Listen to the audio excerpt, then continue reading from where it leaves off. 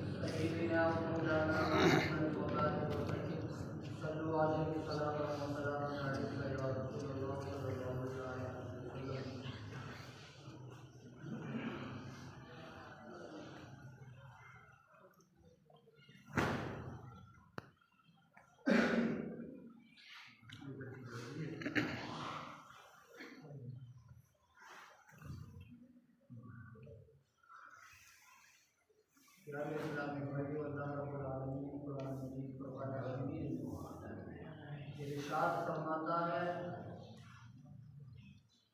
वो तौबा जिसका कबूल करना अल्लाह ने अपने फजल से लाजिम कर दिया है वो उन्हीं की है जो नादानी से बुराई कर बैठे हैं। थोड़ी देर में तौबा कर लें ऐसों पर अल्लाह अपनी रहमत से गुजर करता है और अल्लाह की हिकमत वाला है। किसी ने कहा अपने बंदों को वो हाजत से सिवा देते हैं, अपने मुजरिम को वो सीने से लगा देते हैं। दुश्मन आ जाए तो चादर भी बिछा देते हैं, गालियाँ देता है कोई ये दुआ देते हैं।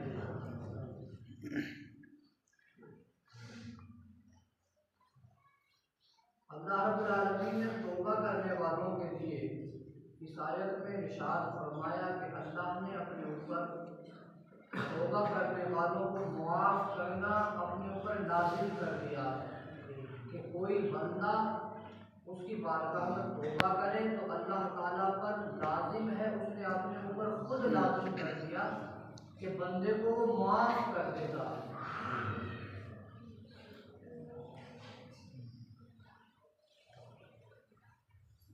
तौबा के कुछ शराइत कुछ अरकान हैं। तौबा क्या है? दर हकीकत बंदा गुज़श्ता गुनाहों पर नाज़िम हो और फिलहाल उनसे बाज आ जाए और आइंदा के मुताबिक ना करने का अहद करे। जो गुनाह उससे हो गए उस पर वो शर्मिंदा हो और आइंदा उसका गुनाह करने का कोई इरादा ना हो और फिलहाल गुनाह से बाज आ जाए। इन तमाम चीज़ों का नाम तौबा है। बाकी तौबा की कुछ शराइत हैं, कुछ अरकान, कुछ मुस्तहब्बात, कुछ नस्ल सुन्नतें और तौबा के लिए वक्त भी मुकर्रर है।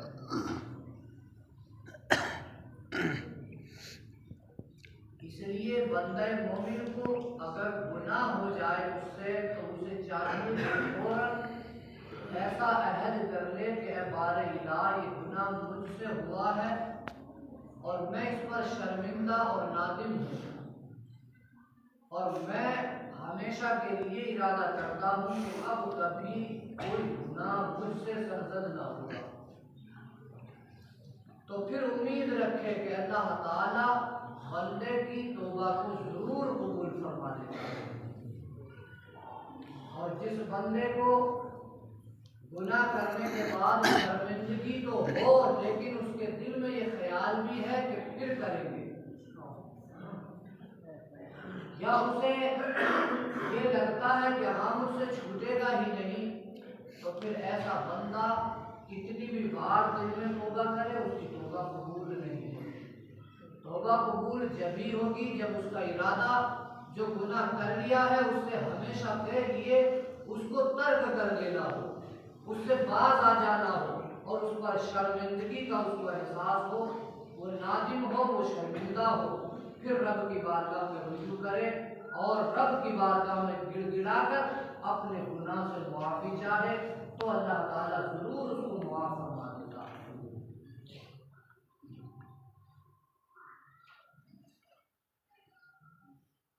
फरमाया है मुसलमानों, अल्लाह ताला ने अपने ज़िम्मे करम पर लाजिम फरमा दिया है कि जो लोग नादानी और हिमाकत से गुनाह कर लें फिर अनकरीब मौत से पहले पहले तौबा कर लें, उनकी तौबा जरूर कबूल फरमा ली जाए। लिहाजा जो लोग भी इस कानून के मातहत तौबा करेंगे रब ताला उनकी तौबा कबूल फरमाएगा। इस कानून तौबा में हज़ार हिकमतें हैं। रब ताला जानता है कि बंदे गुनाह करेंगे, अगर तौबा का कानून ना हो तो उनकी बख्शिश की कोई राह ना रहेगी, इसलिए उसने तौबा का मसला रखा। रब ताला अलीम भी है और हिकमत वाला भी है।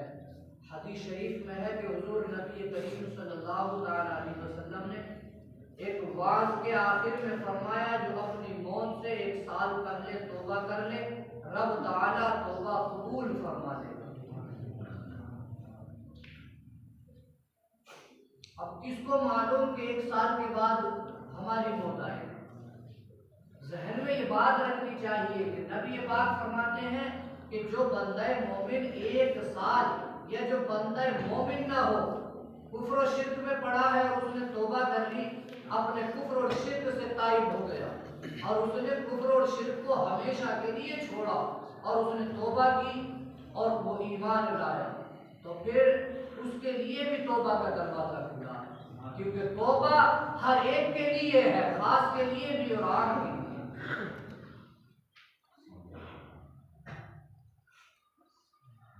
फिर फरमाया जो मौत से 1 महीना पहले तौबा कर ले रब ताला उसकी तौबा को भी कबूल फरमाएगा। और आगे नबी रहमत सल्लल्लाहु अलैहि वसल्लम इरशाद फरमाते हैं कि जो मौत से सिर्फ 1 दिन पहले तौबा कर ले अल्लाह ताला उसकी तौबा को भी कबूल फरमाएगा। अब ना तो बंदे को 1 साल की खबर है, ना किसी इंसान को 1 महीने की खबर है, ना किसी को 1 दिन की खबर है। फिर इंसान को क्या चाहिए? इंसान को चाहिए कि वो हर दिन ये सोचे कि शायद यही आखिरी महीना, आखिरी साल और आखिरी दिन यही है। इसलिए जरूरी है कि बंदा मोमिन समझ ले कि जब आखिरी दिन यही है तो फिर उसे तौबा कर लेनी ही चाहिए, और जब बंदा तौबा कर लेगा तो अल्लाह ताला उसकी तौबा को कबूल फरमाएगा। 1 साल का जिक्र किया, 1 महीने का जिक्र किया और 1 दिन का जिक्र किया। आगे इरशाद फरमाया कि घड़ी भी बहुत है। अगर ये फरमाकर अपने हाथ मुबारक से हल्क शरीफ की तरफ इशारा किया और फरमाया जब जान यहाँ आ जाए, जब भी तौबा कर ले तो अल्लाह ताला तौबा को कबूल फरमा ले। अल्लाह ताला ने बंदों के लिए ये इनाम रखा है कि इंसान गुनाह जो करता है, रब जानता है कि ये गुनाह करेगा, उसे मालूम है कि वो कौन सा गुनाह करेगा। फिर अल्लाह ने इनाम क्या दिया? ऐ लोगों, जब तुमसे गुनाह हो जाए तो तुम्हारे लिए ये एक तोहफा है, ये एक तोहफा है कि तुम्हें तौबा का दरवाजा तुम्हारे लिए खोल दिया। जब तुम चाहो कि अल्लाह अपनी मग़फ़िरत से नवाज ले, जब तुम्हें ये ख्याल गुजरे कि तुम जन्नत में जाना चाहो, जब तुम्हें ये ख्याल गुजरे कि जहन्नम हमारे लिए बेहतर नहीं है और जहन्नम से छुटकारा पाना चाहो, तो रब की बारगाह में तौबा कर लो, अल्लाह कबूल फरमा ले।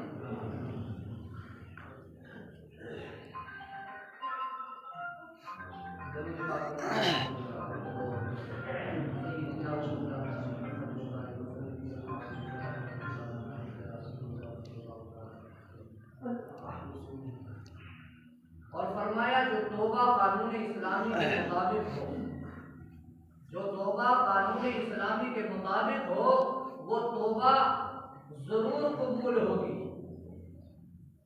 उसका रद्द होना नामुमकिन है।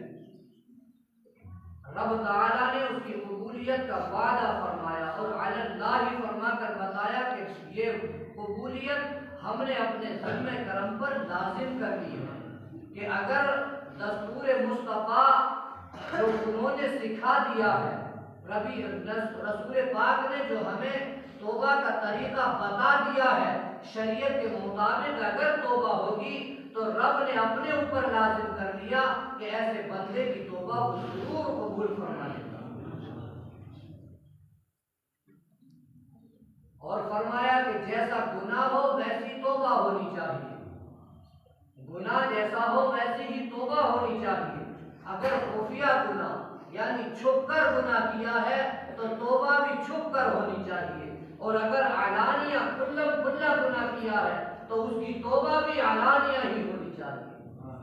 ये कानून मुस्तफा है, ये फरमान मुस्तफा है और ये शरीयत का कानून है कि अगर तौबा करनी है तो ये देखे कि गुनाह खुफिया किया था या अलानिया किया था। अगर खुफिया तौर पर गुनाह किया तो खुफिया तौर पर तौबा होनी चाहिए, और अगर अलानिया गुनाह किया था तो फिर अलानिया उसकी तौबा करनी होगी, तभी तौबा कबूल होगी। क्योंकि तमाम लोगों को जिस गुनाह पर गवाह बनाया था, उस गुनाह के ताइब होने पर भी उन लोगों को अपना गवाह बनाना जरूरी है, ताकि कल क़यामत के दिन